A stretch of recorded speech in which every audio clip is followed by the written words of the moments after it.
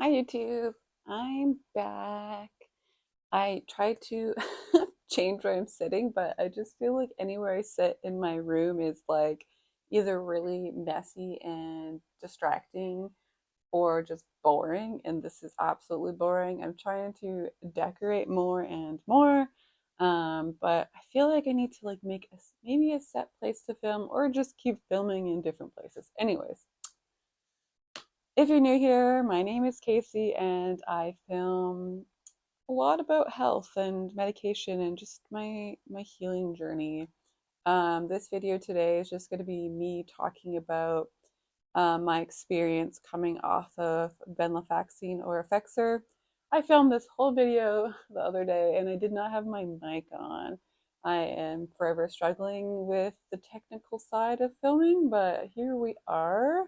If you notice, my hair is different. I gave myself a sheen mullet shag. Yeah, the pink is fading, but I'm going to update that soon. Um, okay.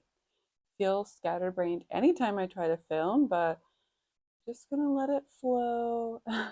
So, venlafaxine is an antidepressant, anti-anxiety medication. Your reasoning for taking it might be different than mine, but I think that it'll be similar in the way you feel when you come off of it and what might help with withdrawal. I've heard that this medication is very hard to come off of, so yeah, that's kind of been my experience so far. I was originally given this medication maybe 2 years ago after I got really sick with functional neurological disorder. And for you who are not familiar with that, functional neurological disorder is kind of just like a misconnection between the brain and the body. And I have tics and seizures and tremors and a whole other whack of other things, words. Um, yeah, so they think that one part of why this happens is from stress.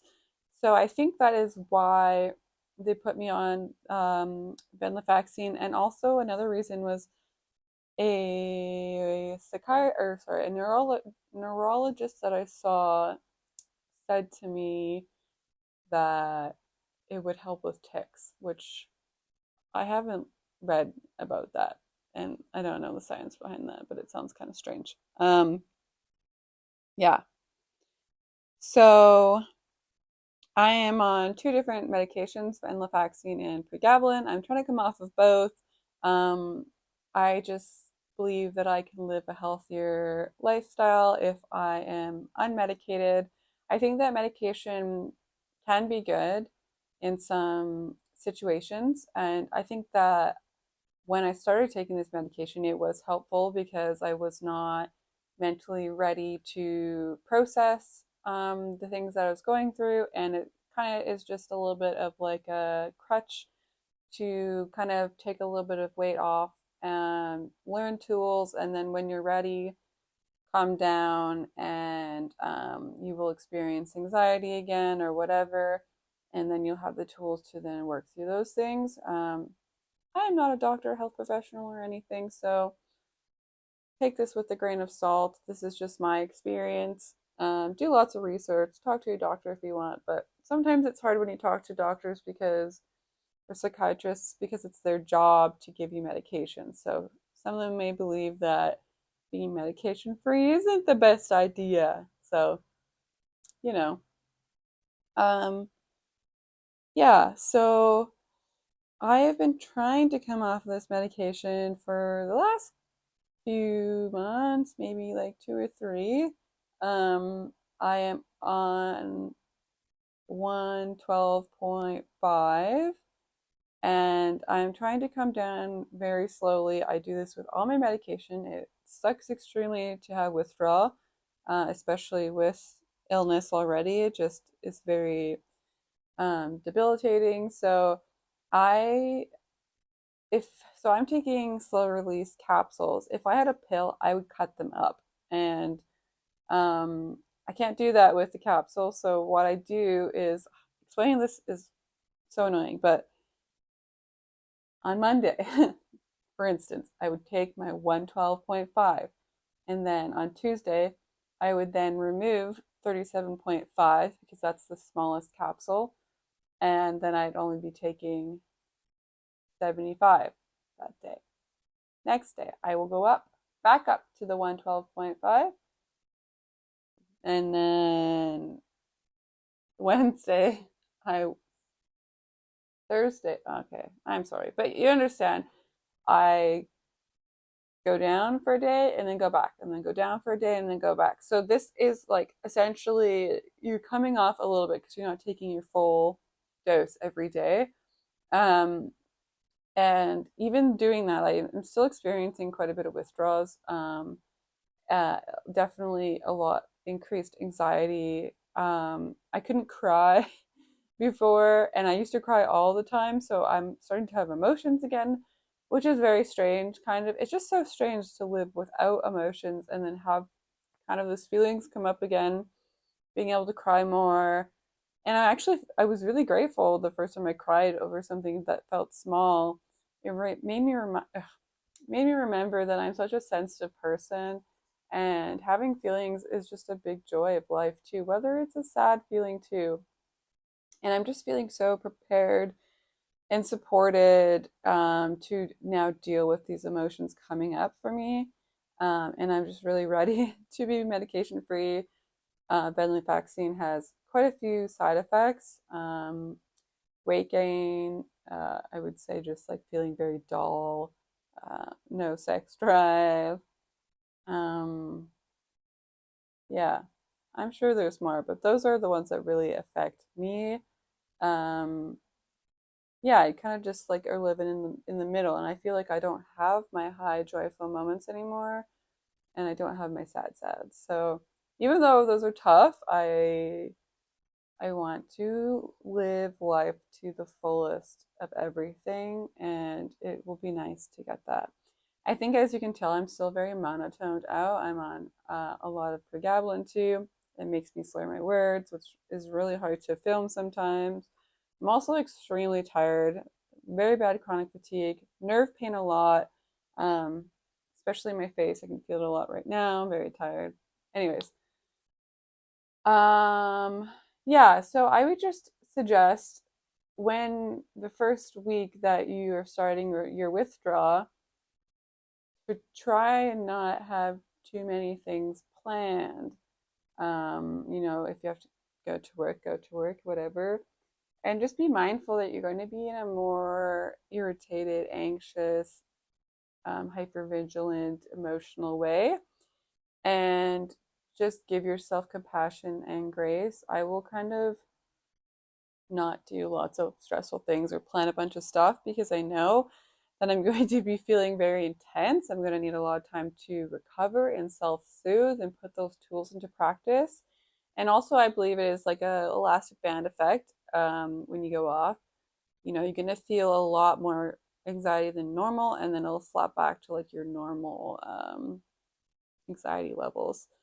Yeah, and then I think within like probably after a week or so, you'll probably start to feel a little bit better. I am super sensitive to everything, and with the disorder, I think things are a little bit more challenging for my brain.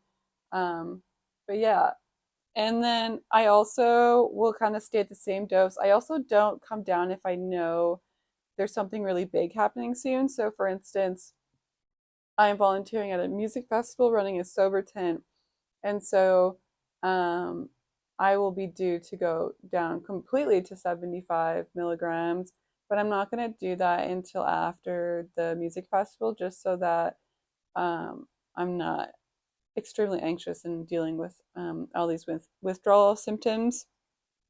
Um, yeah, I'm sure that there's like supplements that you could also implement to kind of help give you a little bit of ease and support. If you have a naturopath, I would definitely reach out to them or look up online. You can have some herbal teas like lavender and chamomile. I had a really good tea that was like lavender, chamomile, lemon balm, holy basil, just a lot of really good calming teas. You can also get like chewable GABA that's supposed to be kind of like for panic attacks. Um, yeah, L-theanine, I think. You can get like little chewable things too that are like, I don't know what it's called, mental calm. There's lots of things at the health food store that might help you, but again, do your research. Some people might be sensitive, or maybe it will like mix with your medication. I don't know. Just take that with caution. Gosh, I feel like I gave you so much advice on like how to deal with anxiety. And it affects everyone differently with coming down. I mean, if you're having like just in the beginning, maybe your days are gonna be really hard. Like stock up your fridge with like comfort food so you don't have to go out and get a bunch of groceries often. Tell your partner that you're going to be coming down on meds and maybe they can like help a little bit more, or just like know that you might be going through something, your emotions might be heightened and they can support you in that way and maybe have a little bit more patience. Tell your family and your friends, just to feel supported because it's a lot and it can be scary. And yeah, having a mental health support, like a counselor, would be really awesome too. Kind of just share, what you're going through. Holy moly! But just a reminder, it is your body. You have the control of whether or not you stay on a medication or not. So it is your choice. And you know what, if you go down and you go a couple months to see how you feel and you feel like, you know what, I actually like to be on the medication better, I feel like I need to go back on it, you got that choice. Like, I can't imagine them saying no, you can't do that. So like, I've done that a few times. Oof. I cleaned the furniture. Look at my new chair. Ha, it's beautiful. It's old, I assume antique. I shampooed them with the carpet cleaner and it's wet and now my butt's wet. Oh, it's so wet. Okay, I'm gonna try and finish this because I'm feeling a little bit gross. Yeah, yeah.